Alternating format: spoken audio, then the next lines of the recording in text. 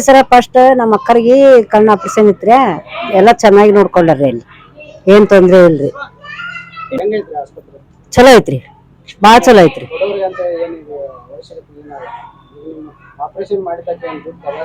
ಏನಿಲ್ರಿ ಸರ, ತಗೊಂಡಿಲ್ರಿ, ಏನ್ ತಗೊಂಡಿಲ್ರಿ ಸರ. ನಮ್ಮ ದೊಡ್ಡವರಿಗೆ ಕಣ್ಣಿಂದ ಬಾಳಿಂದ ಪ್ರಾಬ್ಲಮ್ ಇತ್ತು.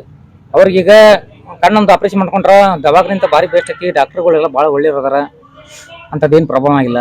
ಮತ್ತೀಗ ಇನ್ನೊಂದು ಕಣ್ಣಿನ ಸಮಸ್ಯೆ ಇದೆ. ಮತ್ತೀಗ ನಾವು ಮಾಡ್ಸಿವಿ ಸರ್. ನಾವು ಇಲ್ಲಿ ಏನೋ ನೀವು ಹಿಡಿದು ಫ್ರೀ ಕ್ಯಾಂಪ್ ಇಟ್ಟಿದ್ರಿ, ಅದೇನೋ ಒಂದು ದೇವ್ರು ಒಳ್ಳೇದು ಪುಣ್ಯ.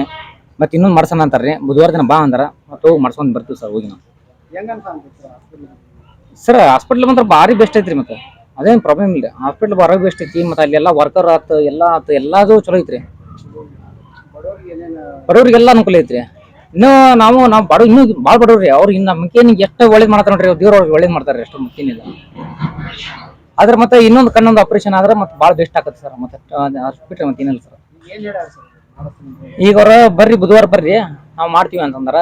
ಅದು ಏನೋ ಅವ್ರಿಗೆ ಸ್ವಲ್ಪ ಇನ್ನೊಂದು ಕಣ್ಣಿನ ದಿನ ತೊಂದರೆ ಐತಂತ, ಅದೇ ಚೆಕ್ ಮಾಡಿದ್ರಿ ಸರ್. ಮತ್ತು ಆಮೇಲೆ ಗುಳಿಗೆ ಔಷಧಿನ ಬರ್ಕೊಡ್ತಾರ ಸರ್.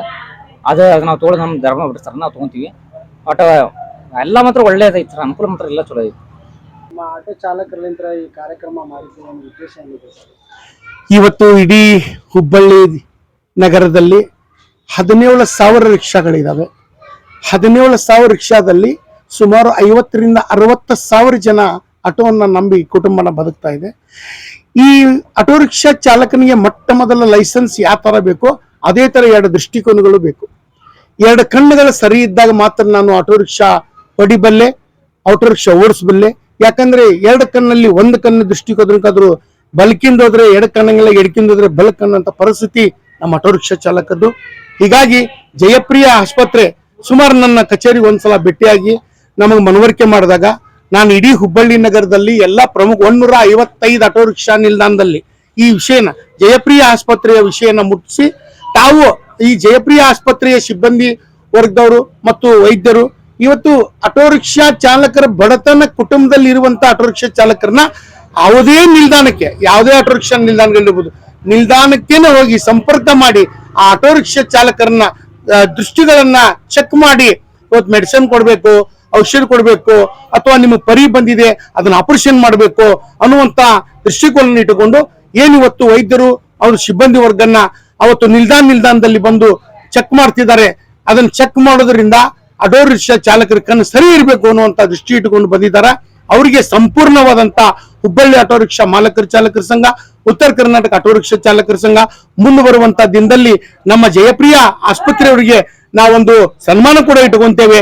ಅವ್ರಿಗೆ ಯಾಕಂದ್ರೆ ಬಡವರು, ಎದ್ದಮ್ಮ ಬಡವರು ಅಂದ್ರೆ ರಿಕ್ಷಾ ಚಾಲಕರು. ಆ ರಿಕ್ಷಾ ಚಾಲಕರ ಕುಟುಂಬನ್ನ ಉಳಿಸ್ಬೇಕಾದಂತ ಜಯಪ್ರಿಯ ಆಸ್ಪತ್ರೆಯವರು ಉಳಿಸ್ಬೇಕಂತ 2 ದೃಷ್ಟಿಕೋನಗಳು ಇಟ್ಕೊಂಡು ಉಳಿಸ್ಬೇಕು ಇವರು ಚಾಲಕರು ಅನ್ನುವಂಥ ದೃಷ್ಟಿ ಇಟ್ಕೊಂಡು ಏನಿವತ್ತು ಆಟೋ ರಿಕ್ಷಾ ನಿಲ್ದಾಣದಲ್ಲಿ ಹೋಗಿ ಆಟೋ ರಿಕ್ಷಾ ಚಾಲಕರ ಕಣ್ಣು ತಪಾಸಣೆ ಮಾಡ್ತಿದಾರ. ಇವತ್ತೇನು 50,000 ರೂಪಾಯಿ ಖರ್ಚಿದ್ದಲ್ಲಿ ಬರೀ 25,000 ರೂಪಾಯಿ ಮಾಡ್ತೀವಿ ಅಂತ ಹೇಳ್ತಿದಾರ. ಇವತ್ತು 20,000 ರೂಪಾಯಿ ಖರ್ಚಿದ್ದು ಒಂದು 5,000 ರೂಪಾಯಿದಲ್ಲಿ ಮಾಡ್ತೀವಿ ಅಂತ ಹೇಳ್ತಿದಾರ. ಇವತ್ತು ನಿಮಗೆ 5,000 10,000 ರೂಪಾಯಿ ಚಸ್ಮಾ ಬರೀ ನಿಮಗೆ 1,000-1,100 ರೂಪಾಯಿದಲ್ಲಿ ಕೊಡ್ತೀವಿ ಅನ್ನೋಂತ ಮಾತನ್ನು ನಮಗೆ ಹೇಳಿದಾರ. ಅದಕ್ಕೆ ನಾನು ಜಯಪ್ರಿಯ ಆಸ್ಪತ್ರೆ ಅವರಿಗೆ ಇಡೀ ಆಟೋ ರಿಕ್ಷಾ ಸಮುದಾಯದಿಂದ ನಮ್ಮ ಕುಟುಂಬದವರಿಂದ ಅವ್ರಿಗೆ ತುಂಬದ ಆಭರಣಾಗಿರ್ತೇನೆ. ಮುಂದೆ ಬರುವಂತ ಹೆಚ್ಚಿನ ರೀತಿಯಲ್ಲಿ ಜಯಪ್ರಿಯ ಆಸ್ಪತ್ರೆಯವರು ಮತ್ತೆ ನಮ್ಮ ಮಾಧ್ಯಮದವರಿಗೂ ಕೂಡ ಈ ಸಂದರ್ಭದಲ್ಲಿ ನಾನು ವಿನಂತಿ ಮಾಡ್ಕೋತೇನೆ.